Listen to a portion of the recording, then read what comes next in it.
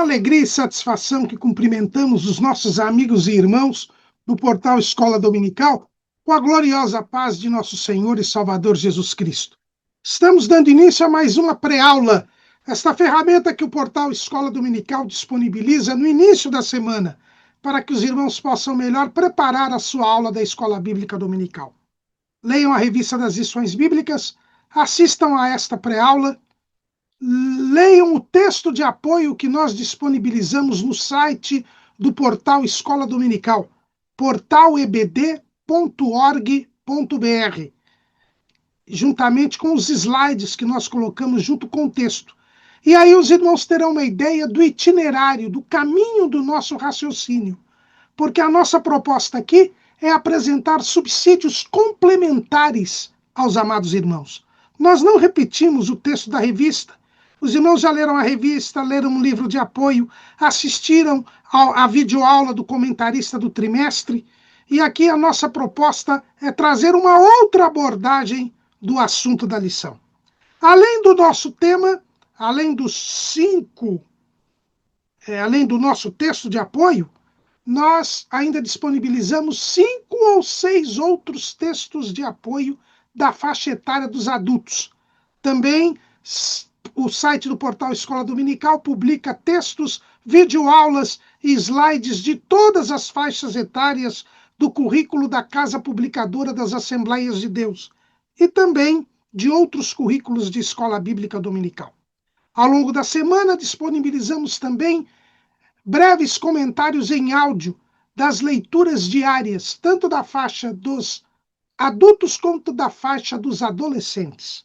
E no sábado à noite, às 19 horas, horário de Brasília, o irmão é nosso convidado para assistir à transmissão ao vivo do estudo preparatório dos professores e amigos da Escola Bíblica Dominical da Igreja Evangélica Assembleia de Deus, Ministério do Belém, aqui na sede em São Paulo, onde o irmão, interativamente, e a interação é ampla, geral e irrestrita, o irmão poderá elucidar as suas últimas dúvidas da lição.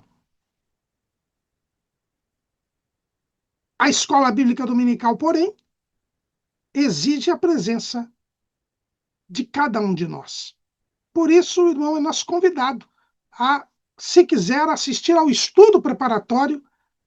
É uma reunião aberta a todos e ela se realiza no 4º andar do Templo Sede aqui do Belém, no auditório Pastor José Wellington Bezerra da Costa. Mas a Escola Dominical, como eu disse, exige a presença de cada um de nós. É quando o povo do Senhor vai à casa do Senhor, no dia do Senhor, para estudar a palavra do Senhor. Neste 3º trimestre de 2025, nós estamos estudando o tema A Igreja em Jerusalém, Doutrina, Comunhão e Fé, a base para o crescimento da igreja em meio às perseguições. E ainda, terminando, na verdade, o primeiro bloco desse trimestre, em que estamos estudando as características da igreja em Jerusalém, hoje estaremos estudando a lição de número 6, uma igreja não conivente com a mentira. Nós estamos estudando neste primeiro bloco, que está terminando hoje, as características da igreja em Jerusalém. A igreja em Jerusalém, que é a primeira igreja local, é a igreja modelo, a igreja referência, por isso que ela é a igreja que mais se descreve no livro de Atos dos Apóstolos, que é o livro histórico e livro modelo da igreja para toda a dispensação da graça. E esta igreja é uma igreja que não é conivente com a mentira.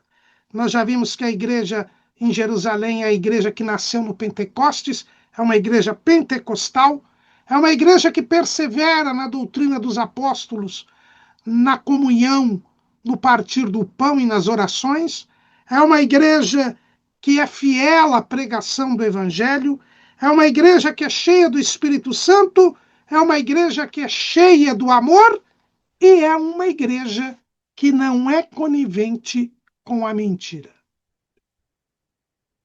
E Esta característica da igreja em Jerusalém é também uma característica inafastável da igreja. A igreja é formada pelos discípulos de Jesus, pelos seguidores de Jesus. E a Bíblia nos fala que os seguidores de Jesus têm compromisso com a verdade.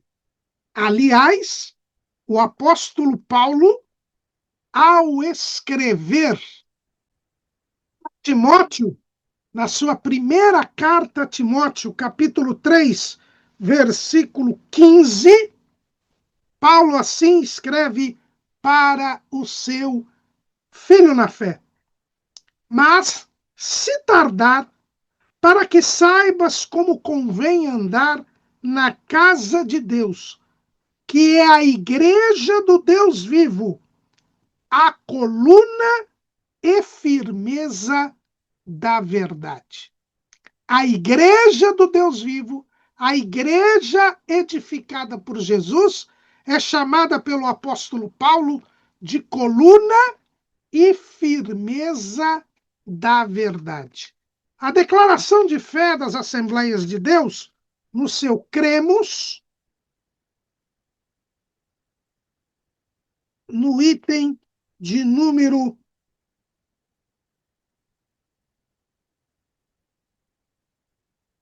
10, o item 10 do cremos da segunda edição da Declaração de Fé das Assembleias de Deus, diz que nós cremos na igreja, que é o corpo de Cristo, coluna e firmeza da verdade. Una santa e universal Assembleia dos fiéis, remidos de todas as eras e todos os lugares, chamados do mundo pelo Espírito Santo para seguir a Cristo e adorar a Deus individual e coletivamente. E um dos versículos mencionados para este item do cremos é precisamente 1 Timóteo 3 e 15, que nós acabamos de ler. A igreja é a coluna e firmeza da verdade. Ora, se a igreja é a coluna e firmeza da verdade, ela não pode ser conivente com a mentira. Se a igreja é a coluna e a firmeza da verdade, ela não tem nenhum compromisso com a mentira, porque o contrário da verdade é a mentira. E o que é ser conivente? Se nós formos ao dicionário Ruais da língua portuguesa, ele diz que conivente é aquela pessoa que, sabendo que algo errado está sendo praticado, não toma nenhuma iniciativa, não impede que o errado seja feito. A palavra originária no latim diz que é aquele que é cúmplice, aquele que concorda e permite que algo prejudicial seja praticado. É o que hoje em dia as pessoas costumam chamar de passar pano. Passam pano. Ou seja, fingem que não vê. Aliás, a palavra conivente quer dizer isso, fingir que não vê. Fechar os olhos, piscar os olhos. Esse é o sentido original da palavra. Então, a igreja, ela não pode fechar os olhos, não pode permitir, não pode concordar, não pode ser omissa em relação à mentira. E por quê? Porque a igreja é a coluna e firmeza da verdade. E nós notamos isto, mais uma vez, vamos falar das últimas instruções de Jesus aos seus discípulos. Esse sermão das últimas instruções, que nós até estudamos no trimestre passado,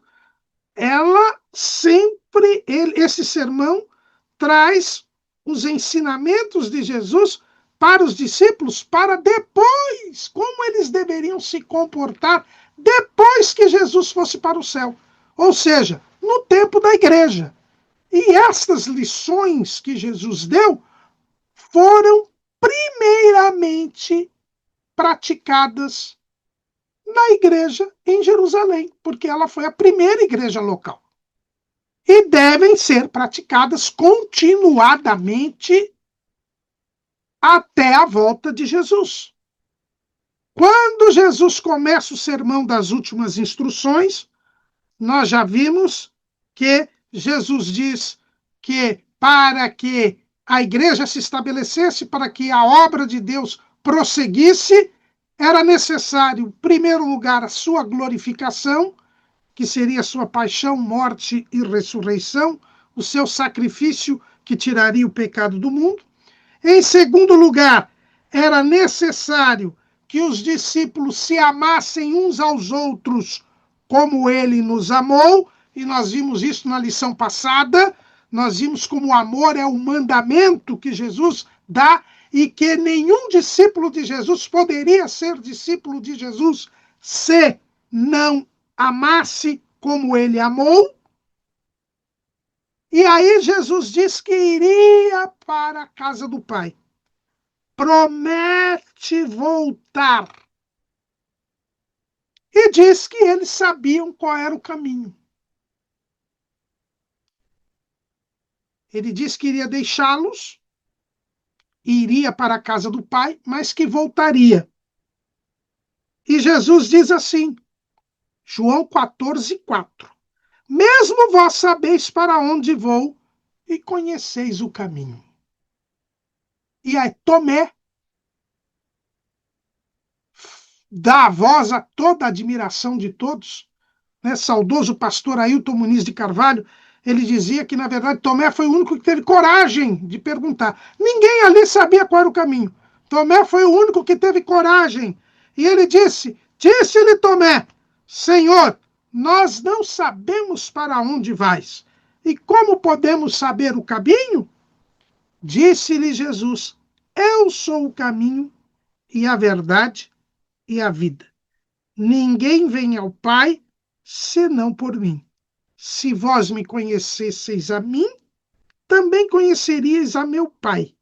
E já desde agora o conheceis e o tendes visto.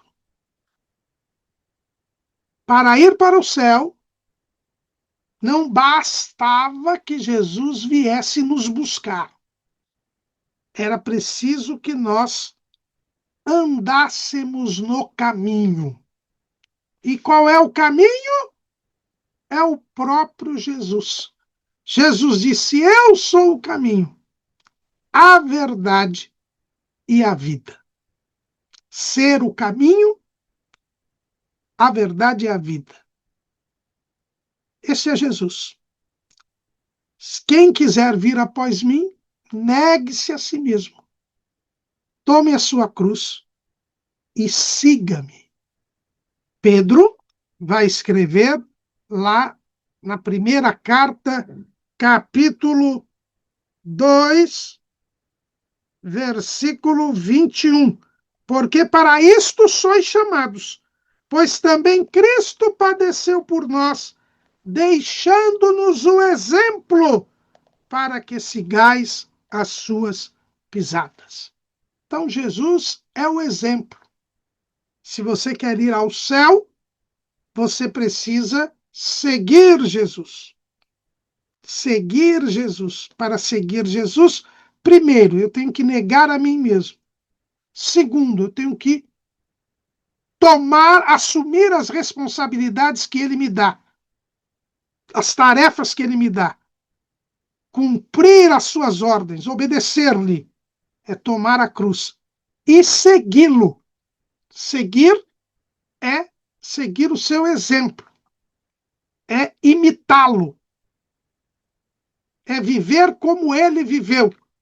É por isso que Paulo diz lá em Gálatas, capítulo 2, versículo 20, já estou crucificado com Cristo, e vivo não mais eu, mas Cristo vive em mim.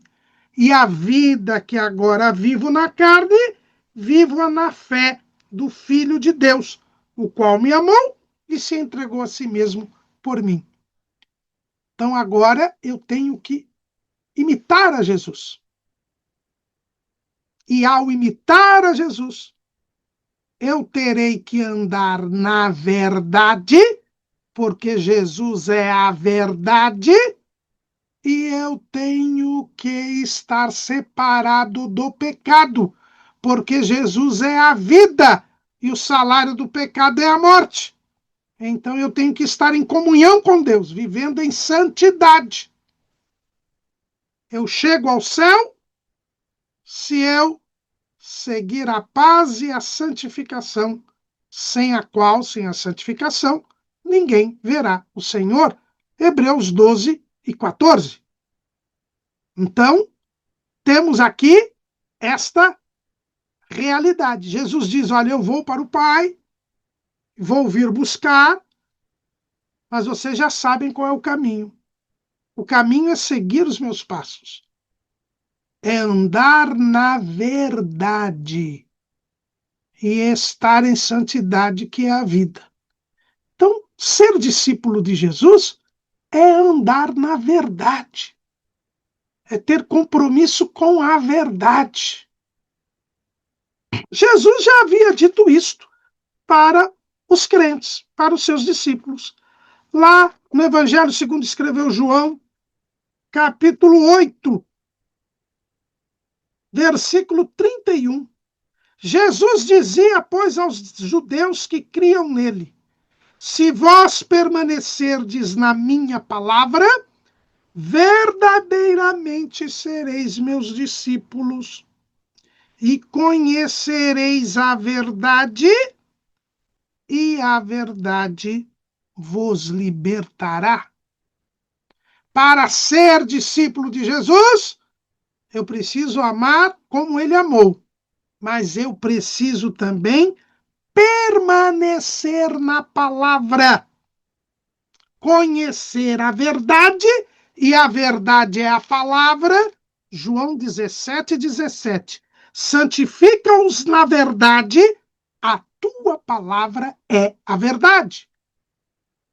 Então, permanecer na palavra é permanecer na verdade. Conhecer a verdade é conhecer a palavra. E a palavra vai me libertar. A verdade vai me libertar. Jesus vai me libertar. Então eu tenho que, se eu sou discípulo de Jesus, eu permaneço na palavra, conheço a verdade, conheço Jesus, conheço a palavra. E o que é a palavra são as escrituras, porque Jesus disse em João 5:39, examinais as escrituras, porque vós cuidais ter nelas a vida eterna, e são elas que de mim testificam. Conhecer a verdade é conhecer Jesus. Conhecer Jesus é conhecer as Escrituras. Permanecer na palavra, que é permanecer nas Escrituras, é seguir o exemplo de Jesus. É cumprir as Escrituras. E aí, então, eu vou conhecer a verdade. A verdade. Discípulo de Jesus tem compromisso com a verdade. Anda na verdade. Olha o que Jesus disse a Nicodemos. Capítulo 3 do Evangelho segundo escreveu João, capítulo 3, versículo 20. Porque todo aquele que faz o mal aborrece a luz e não vem para a luz, para que as suas obras não sejam reprovadas. Mas quem pratica a verdade vem para a luz, a fim de que as suas obras sejam manifestas, porque são feitas em Deus. O discípulo de Jesus pratica a verdade, anda na verdade. Olha o que diz o próprio João, lá na primeira epístola de João, capítulo aliás, na segunda epístola de João, no capítulo único, né? No versículo 1, olha o que João diz, segunda de João. O ancião, a senhora eleita e a seus filhos, aos quais amo na verdade, e não somente eu, mas também todos os que têm conhecido a verdade, por amor da verdade que está em nós e para sempre estará conosco.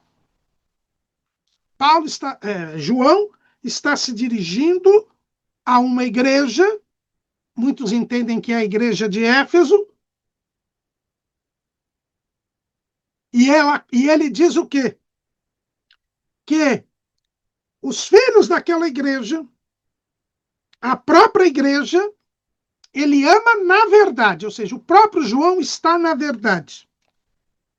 E, igualmente, os outros irmãos que também amam aquela igreja também têm conhecido a verdade.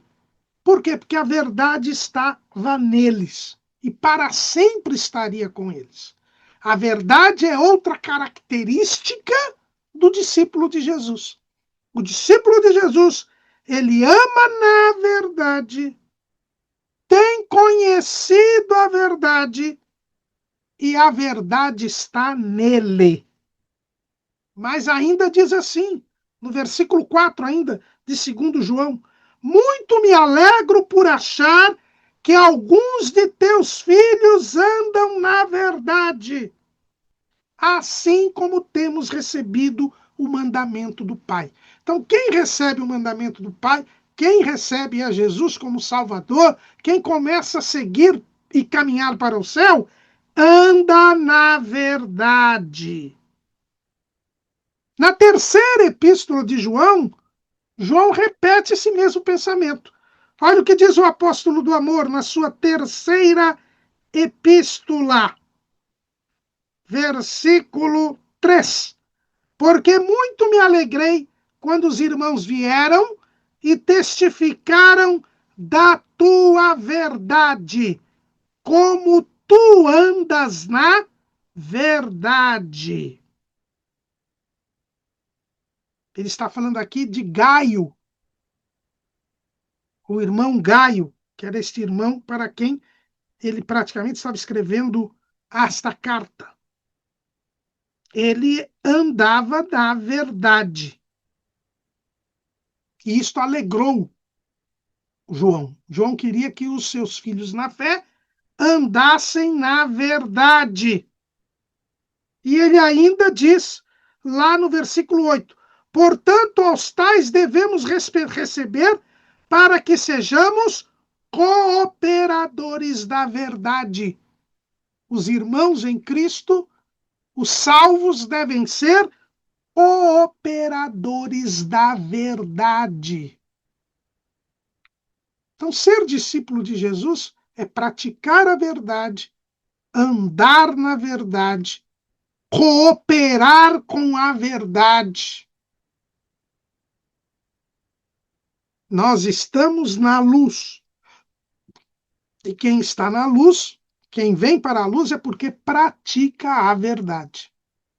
Então nós vemos claramente que o compromisso do servo de Jesus é com a verdade. Jesus fala isto para Pilatos. Olha como Jesus se expressa a respeito da verdade e dos seus discípulos quando se dirige a Pôncio Pilatos no seu julgamento. Evangelho segundo escreveu João, capítulo 18, versículo 37. Disse-lhes, pois, Pilatos, logo tu és rei? Jesus respondeu, tu dizes que eu sou rei. Eu para isso nasci e para isso vim ao mundo, a fim de dar testemunho da verdade. Todo aquele que é da verdade, ouve a minha voz. Disse-lhe Pilatos, que é a verdade? E dizendo isso, voltou até os judeus e disse-lhes, não acho nele crime algum. Pilatos não alcançou a salvação, por quê? Porque virou suas costas para Jesus e foi falar com o povo. Disse que é a verdade. Não quis saber quem era a verdade. Se ele tivesse descoberto quem era a verdade, se ele tivesse conhecido quem era a verdade, ele teria obtido a salvação. Que a verdade é Jesus. Mas Jesus disse que quem é da verdade ouve a sua voz. Então, os seus discípulos, as suas ovelhas, são aqueles que são da verdade. Então, a igreja está fundada na verdade. É por isso que ela é a coluna e firmeza da verdade. A coluna é aquilo que sustenta. A igreja prega o evangelho, que é a palavra de Deus, que é a verdade. Quando ela prega Jesus, ela prega a verdade. Então, ela é a coluna da verdade. É ela que sustenta a verdade neste mundo, que é um mundo de mentira. E nós vamos ver daqui a pouco por que esse mundo é um mundo de mentira. E ela é a firmeza da verdade. É ela quem anuncia a verdade, sustenta a verdade e mantém a verdade aqui neste mundo. Por quê? Porque este mundo é um mundo de mentira. Por que este mundo é um mundo de mentira?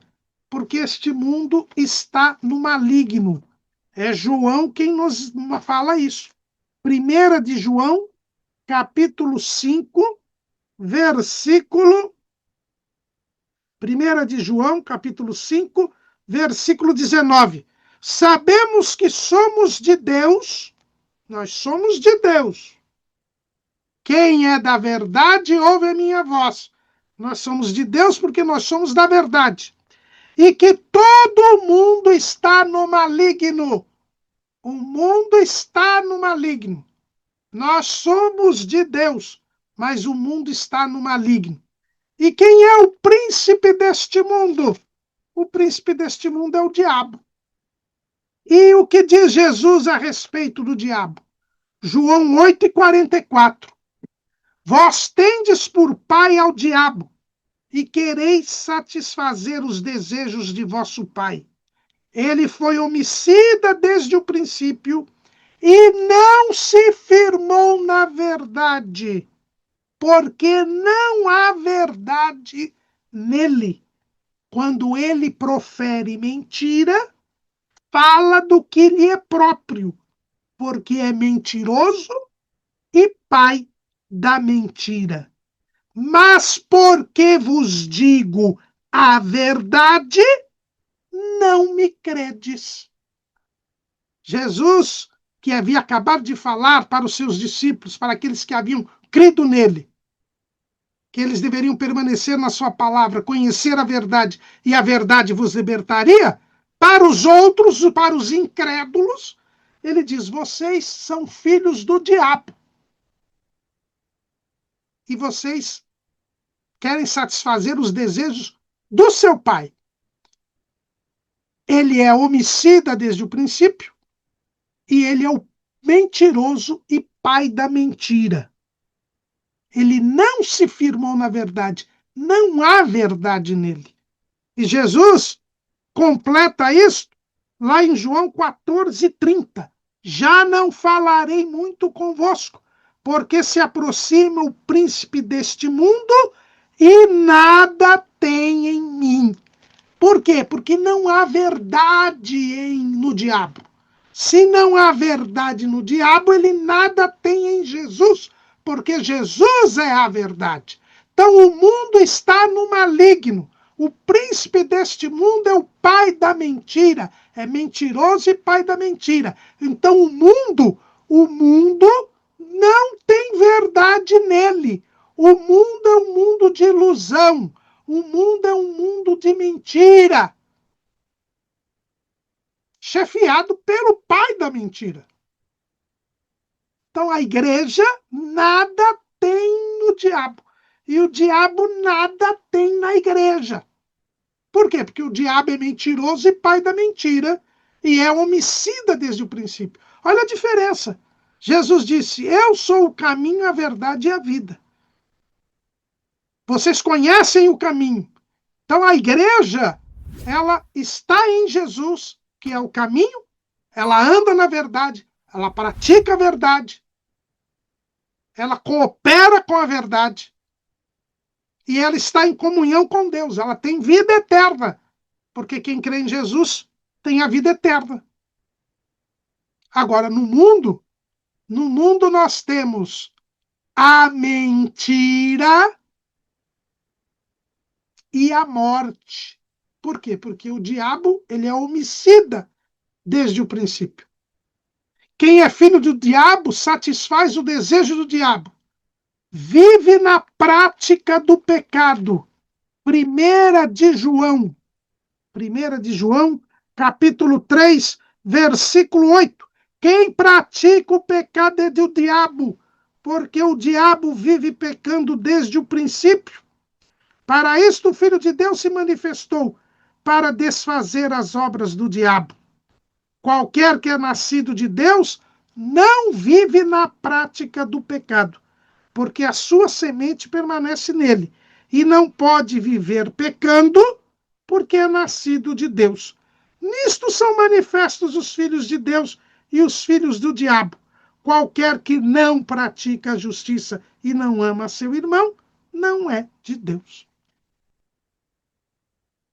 Então, o filho do diabo vive na prática do pecado, e o salário do pecado é a morte. Por quê? Porque ele satisfaz os desejos do diabo. E o diabo é homicida desde o princípio. O diabo quer a morte, o diabo mata. E para isto o diabo mente, porque ele é mentiroso e pai da mentira. Então a mentira é algo do mundo, é algo do maligno. O diabo não se firmou na verdade porque não há verdade nele. Mesmo quando o diabo conta uma meia-verdade, esta meia-verdade é uma mentira inteira. Então a igreja não pode passar pano para a mentira. A igreja ela não pode conviver com a mentira, ser conivente com a mentira, tolerar a mentira. Por quê? Porque a igreja é a coluna e firmeza da verdade. E a igreja em Jerusalém, ela era uma igreja que não era conivente com a mentira. E isso nós vemos bem no episódio de Ananias e Safira. E aqui este episódio é registrado para mostrar o compromisso da igreja com a verdade. A igreja local não pode tolerar a mentira. Se ela tolerar a mentira, se ela for conivente com a mentira, ela deixa de ser igreja. Por quê? Porque se a igreja local não se firma na verdade, ela já não é de Deus. Jesus diz: quem é da verdade, ouve a minha voz. Ela não ouve a voz de Jesus, não crê em Jesus, então ela é da mentira. Foi o que Jesus disse para os judeus que não criam nele. Repito aqui as palavras de Jesus. Mas porque vos digo a verdade, não me credes. Por quê? Vós tendes por pai ao diabo. Ao versículo 43 aqui do capítulo 8 de João. Por que não entendeis a minha linguagem? Por não poderdes ouvir a minha palavra. E por que eles não podiam ouvir a palavra de Jesus? Porque ele dizia a verdade e eles tinham compromisso com a mentira. E foi o que aconteceu em Jerusalém. Nós já vimos na aula passada que a igreja em Jerusalém passou a usar aquela prática das pessoas venderem o seu patrimônio, venderem os seus bens e levarem o preço da venda aos pés dos apóstolos. Movidos pelo amor de Deus, querendo satisfazer as necessidades dos irmãos, muitos estavam abrindo mão do seu patrimônio. Nós já vimos que esta era uma prática localizada, não é para ser replicada nos nossos dias, nem em nenhuma outra igreja, até porque é uma prática que não foi dirigida pelo Espírito Santo. Alguns entendem que foi até uma providência divina, uma permissão divina. Outros entendem até que foi um equívoco ou uma precipitação. Mas o fato é que isto aconteceu. As pessoas vendiam as suas propriedades e traziam aos pés dos apóstolos o preço da propriedade. Uma dessas pessoas foi o irmão José, que tinha o apelido de Barnabé. Barnabé quer dizer filho da consolação. Barnabé era um levita que tinha nascido em Chipre, que é uma ilha que fica no mar Mediterrâneo e que pertence à Grécia, já pertencia à Grécia naquele tempo, e até hoje. Hoje é um país, né? Hoje Chipre é um país. Até uma briga lá, porque tem os descendentes de gregos e os descendentes de turcos. E Chipre hoje é um país, e Barnabé, tocado por aquele amor de Deus, e a Bíblia nos mostra, e a própria Bíblia diz que ele era um homem cheio de fé. Lá em Atos capítulo 11, versículo 24, era um homem de bem e cheio do Espírito Santo e de fé. Então, até para ele ter esse apelido Filho da Consolação, nós vemos que Barnabé era uma pessoa que se compadecia dos outros, que demonstrava o amor de Deus no seu coração, né? Fazendo tudo aquilo que nós vimos na aula passada, né? Consolando os irmãos, suportando os irmãos em amor, exortando os irmãos, ajudando os irmãos. Daí porque ele ser chamado filho da consolação. Era alguém que sempre estava ao lado das pessoas, sempre procurava ajudar as pessoas emocionalmente, sentimentalmente e até materialmente. E ele sentiu tanto essa necessidade que ele foi e vendeu vendeu uma propriedade que era um preço alto e trouxe aquele preço para os pés dos apóstolos. E isto chamou a atenção de toda a igreja, porque era uma quantia considerável. Ele era um levita, e os levitas entre os judeus sempre tiveram proeminência, porque é a tribo sacerdotal. Ele não era sacerdote, mas era um levita. Até hoje, se você for a uma sinagoga, se tiver um levita na sinagoga, é ele quem vai fazer a leitura da lei, porque os levitas têm proeminência entre os judeus até hoje. Naquele tempo, mais ainda, porque o templo, inclusive, estava funcionando ainda. E ele faz este gesto, e todos ficam admirados com aquela atitude de Barnabé. Isso fez com que ele aumentasse o seu conceito entre os apóstolos, entre os irmãos, e isto não ficou sem ser notado por um casal. O casal de Ananias e Safira. Ananias e Safira, ao verem a repercussão que tinha tido, ao verem, né, a repercussão que tinha tido aquela doação feita por Barnabé, eles ficaram com inveja. E esse é um grande problema. Porque a inveja, irmãos, é um dos piores pecados. A inveja é um dos piores pecados. Salomão já escrevia lá em Provérbios 3:31. Não tem. Desculpe, Provérbios 14:30. Provérbios 14:30. O coração com saúde é a vida da carne, mas a inveja é a podridão dos ossos. A inveja, ela demonstra uma podridão espiritual. Aqui não deve ser entendido literalmente, né? Porque diz o coração com saúde é a vida da carne, né? Então, a inveja, ela demonstra uma podridão espiritual, uma degeneração espiritual. A inveja é o motor das maiores atrocidades que podem ser cometidas.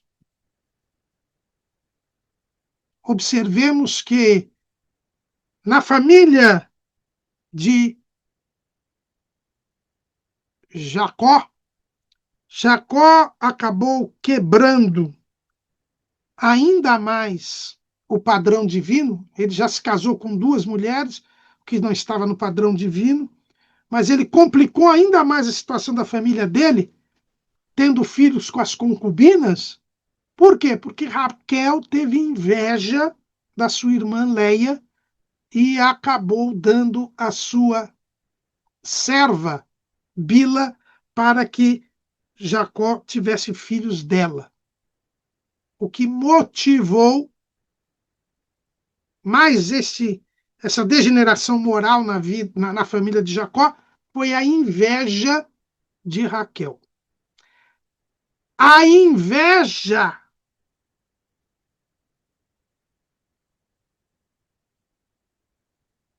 que o povo teve de Moisés, o Salmo 106, diz que o povo de Israel teve inveja de Moisés. E essa inveja de Moisés, vamos ler lá, Salmo 106, versículo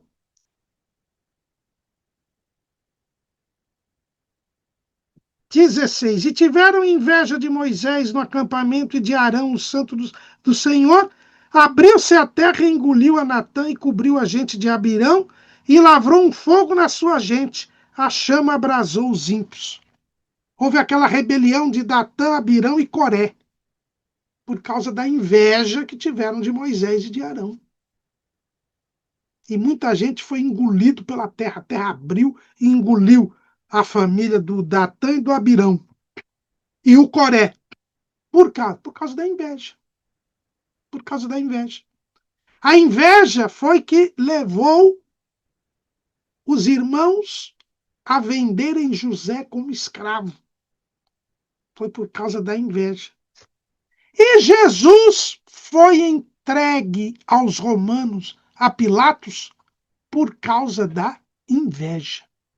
Então, a inveja, irmãos, é um fator que produz muitos males. E Ananias e Safira tiveram inveja de Barnabé e quiseram fazer a mesma coisa que Barnabé fez.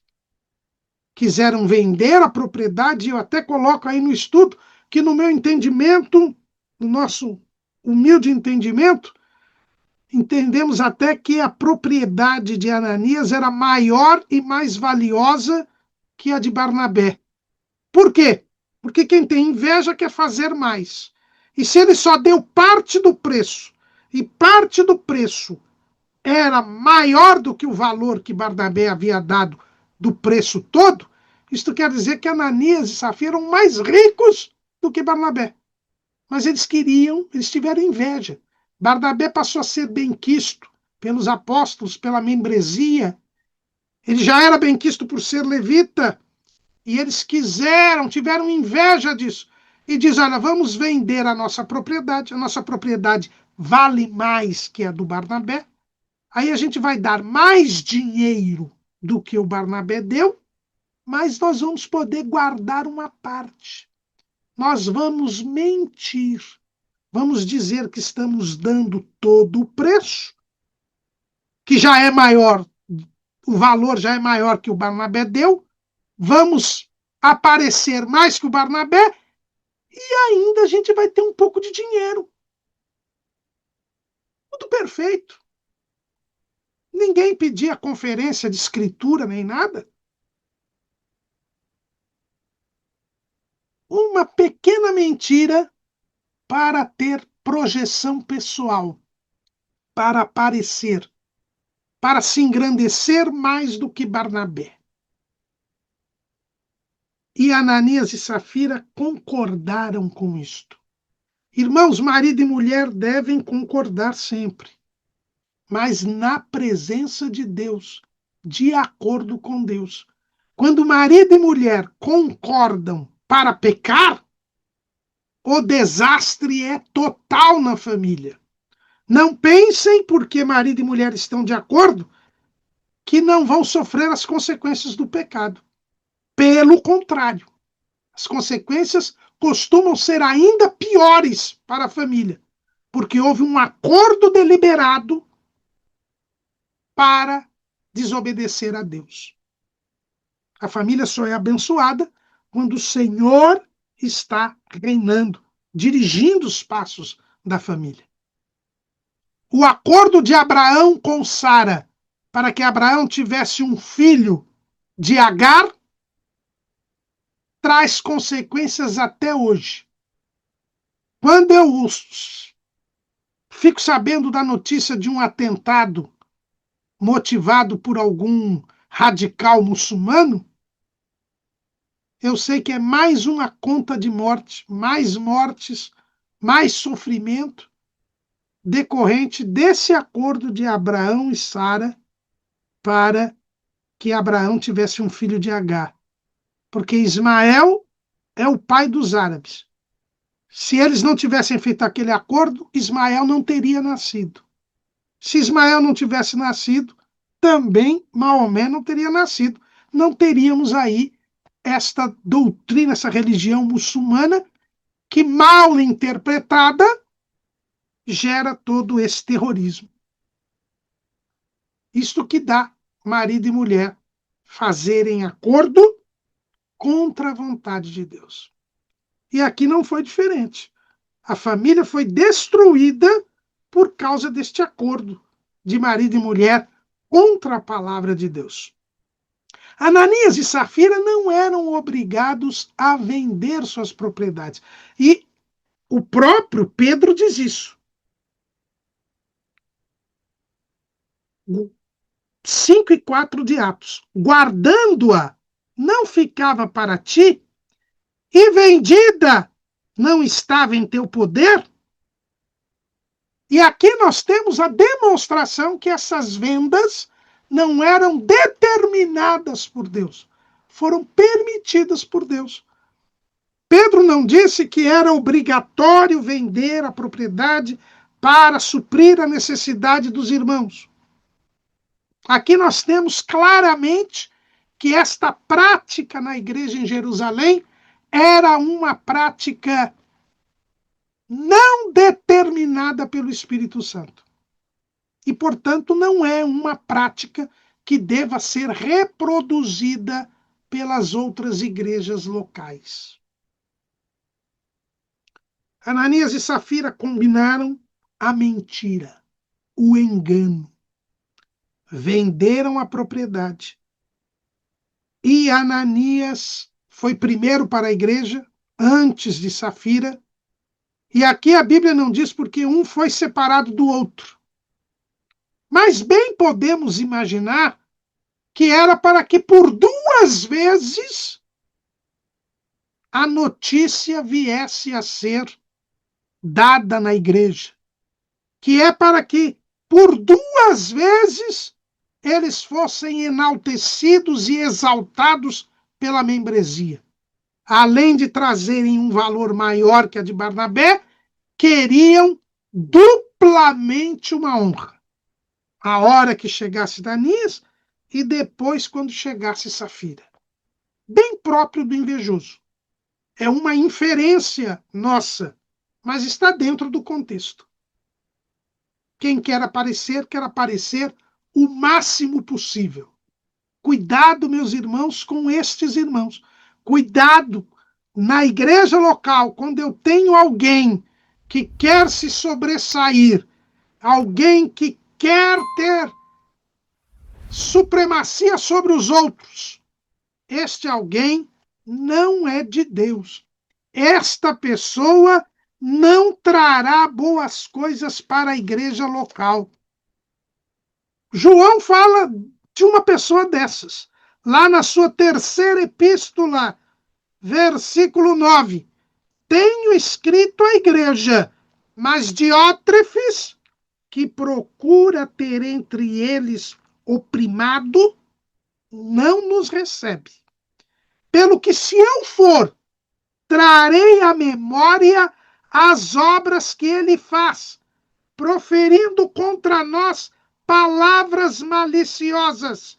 E não contente com isto, não recebe os irmãos e impede os que querem recebê-los e os lança fora da igreja.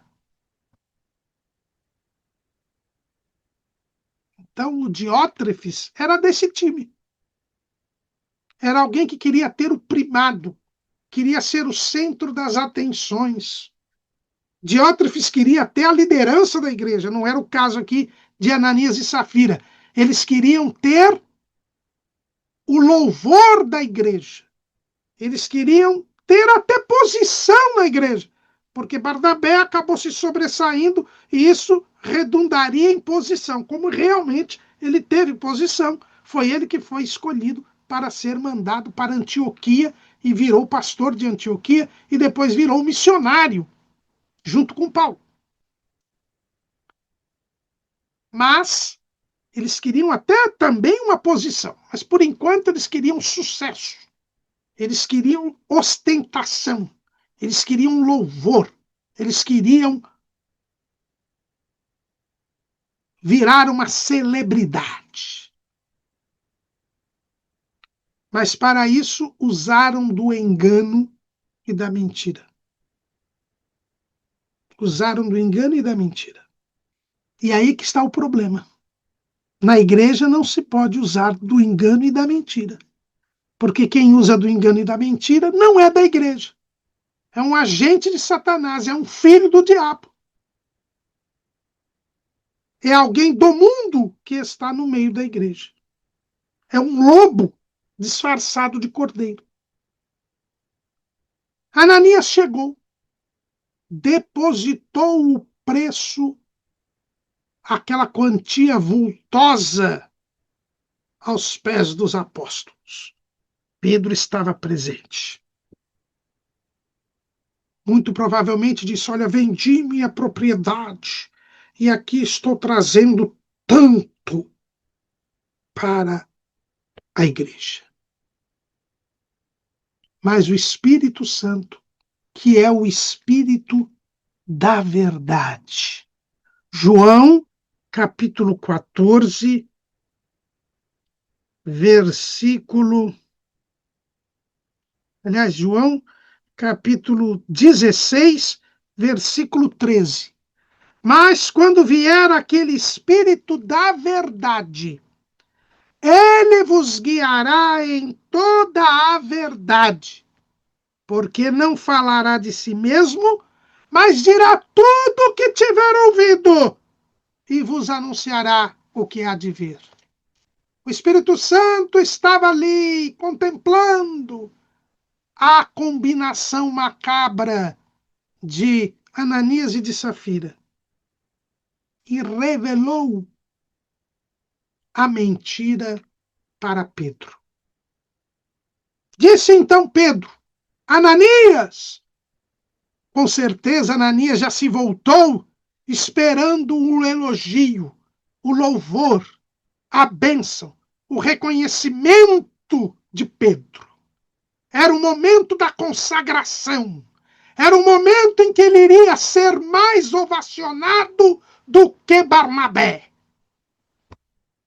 Mas Pedro disse isso: Ananias, por que encheu Satanás o teu coração para que mentisses ao Espírito Santo e retivesses parte do preço da herdade, tudo é revelado. Quem compactua com a mentira está sob o domínio do diabo. Ananias estava na mesma situação de Judas Iscariotes. O que disse aqui Pedro? Porque encheu Satanás o teu coração. Se a gente for ver, até pior do que o que aconteceu com Judas. Porque o texto bíblico diz o seguinte, João capítulo 13, versículo 2.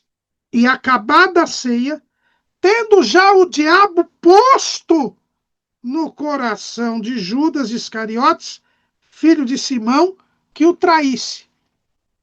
O diabo colocou no coração de Judas a determinação para que Judas traísse Jesus. E aqui a Bíblia diz que Satanás encheu o coração de Ananias. Quando nós compactuamos com a mentira, nosso coração é cheio pelo diabo. O diabo enche o nosso coração. Isto é sinal de que o nosso coração não tem mais nada de Deus, porque o diabo nada tem em Jesus. Quando nós flertamos com a mentira, quando nós flertamos com o engano, quando nós passamos pano para a mentira, nós nos esvaziamos totalmente de Jesus e enchemos o nosso coração. E o nosso coração é cheio pelo diabo. Você deixa de ser cheio do Espírito Santo para ser cheio do diabo. Olha a gravidade disso. Olha a gravidade disso. Quantas pessoas hoje têm uma vida mentirosa, uma vida enganosa, escondem os seus pecados, têm uma vida dupla, estão cheias do diabo. Não tem essa história, um pé no mundo, outro pé na igreja. Você está cheio do diabo mesmo. Não tem nada de Jesus em você. É o que Pedro disse, revelado pelo Espírito Santo, o Espírito da verdade. Você está cheio do diabo, Ananias. Por que mentisses ao Espírito Santo e retivesses parte do preço da idade? Guardando-a, não ficava para ti? E vendida, não estava em teu poder? Por que formaste este desígnio em teu coração? Não mentistes aos homens, mas a Deus. Aqui, irmãos, nós temos um caso que a Bíblia chama de pecado voluntário. Eu me lembro bem daquele programa Vejam Só.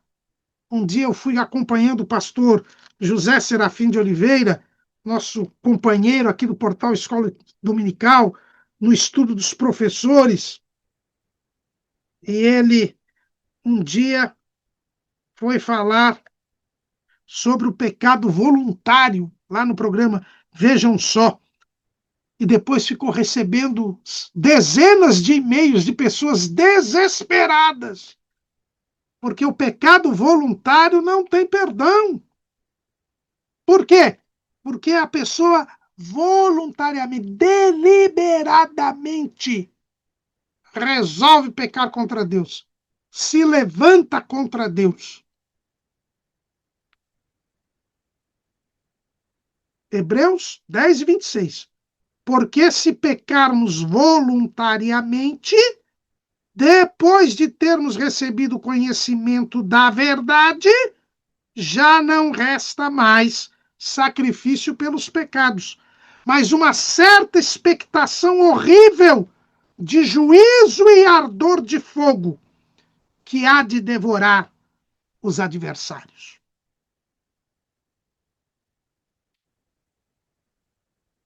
Já na lei era assim. Em Números Números. Números, capítulo 15. Números, capítulo 15, versículo 30. Mas a alma que fizer alguma coisa à mão levantada, quer seja dos naturais, quer dos estrangeiros, injúria ao Senhor. E tal alma será extirpada do meio do seu povo, pois desprezou a palavra do Senhor e anulou o seu mandamento. Totalmente será extirpada aquela alma, e a sua iniquidade será sobre ela. Então, quem pecasse deliberadamente, desprezasse a palavra de Deus, que é a verdade, e resolvesse afrontar a lei de Deus, como se anulando estivesse o mandamento, essa pessoa não poderia oferecer sacrifício para receber o perdão. Não. Ela deveria ser extirpada do meio do povo, ser morta, porque não tinha perdão. É o pecado voluntário. Foi o que aconteceu com Ananias. Ele formou um desígnio, ele arquitetou toda aquela mentira, todo aquele engano. Deliberadamente ele quis mentir para a igreja e quis mentir para Deus, porque a igreja é o corpo de Cristo. Quis mentir para o Espírito Santo. E a Bíblia diz que Ananias, ouvindo estas palavras, caiu e expirou. E um grande temor veio sobre todos os que isto ouviram. Não houve perdão. Não houve misericórdia. Alguém pergunta por que hoje isto não acontece? Porque aquela morte física serviu para figurar a pior das mortes, que é a morte espiritual. E uma morte espiritual irreversível, porque não há perdão, pecado voluntário. Ananias morreu fisicamente para que eu e você aprendêssemos, porque tudo que foi escrito para nosso ensino foi escrito, que quando alguém resolve ser mentiroso, resolve mentir para a igreja, ele está mentindo para Deus e não tem misericórdia. Pode até ficar vivo fisicamente, mas está morto espiritualmente. É um zumbi. E mais cedo ou mais tarde, esta morte será revelada. Como Jesus ensina lá em João capítulo 15. Versículo 6. Se alguém não estiver em mim, será lançado fora, como a vara, e secará. E os colhem e lançam no fogo e ardem. Mais cedo ou mais tarde, ou só lá no juízo do trono branco, nós descobriremos que esta pessoa não ficou impune e sofreu a punição que Ananias sofreu, que foi a morte eterna. Porque ele não teve tempo de se arrepender e nem tinha como se arrepender, porque é pecado voluntário. Lá no juízo do trono branco, nós vamos ver que aquela pessoa que até viveu muitos anos na igreja, na verdade já tinha morrido há muito tempo. Tome cuidado, irmão. Tome cuidado, minha irmã. Naquele dia, como era a primeira vez que isso acontecia, Deus matou fisicamente de imediato Ananias, para que o povo aprendesse e não cometesse o mesmo erro fatal. Hoje em dia, não precisa matar mais ninguém de imediato, porque já está escrito. E eu tenho um compromisso com a verdade, você também. Nós conhecemos a verdade. E como disse o escritor aos Hebreus,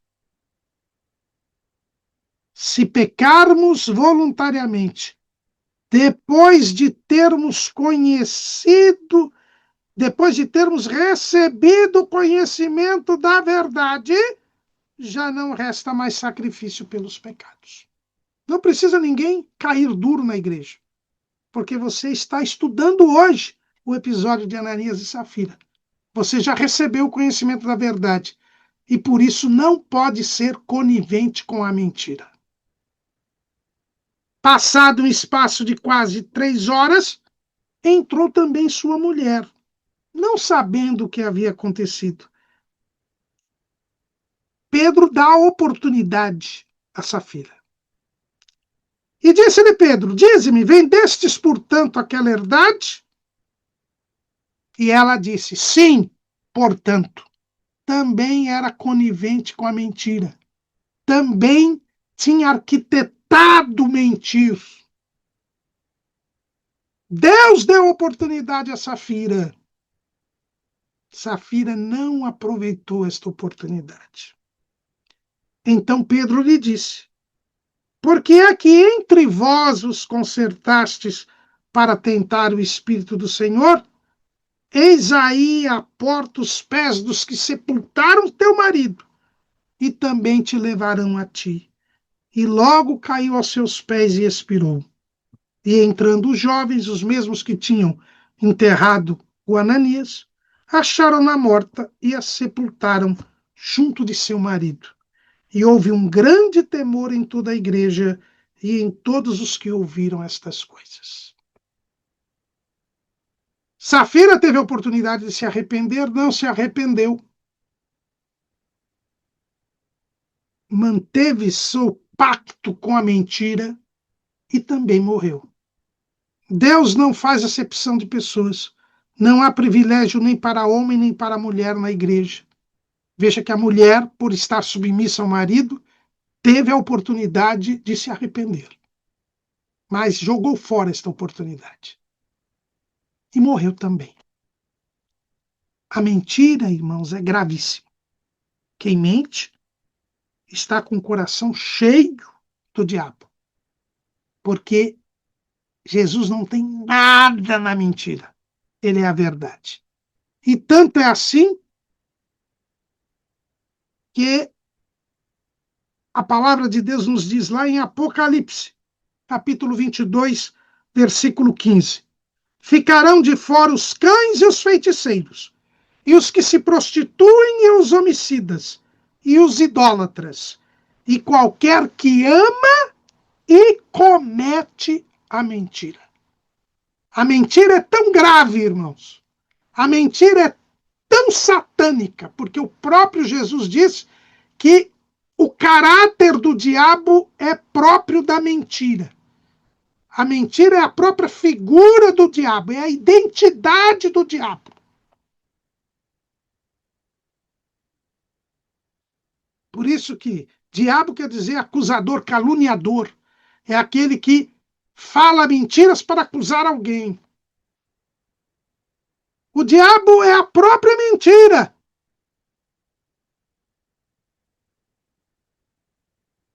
Que para você ir para o céu, não basta você amar a idolatria. Você deve praticar a idolatria.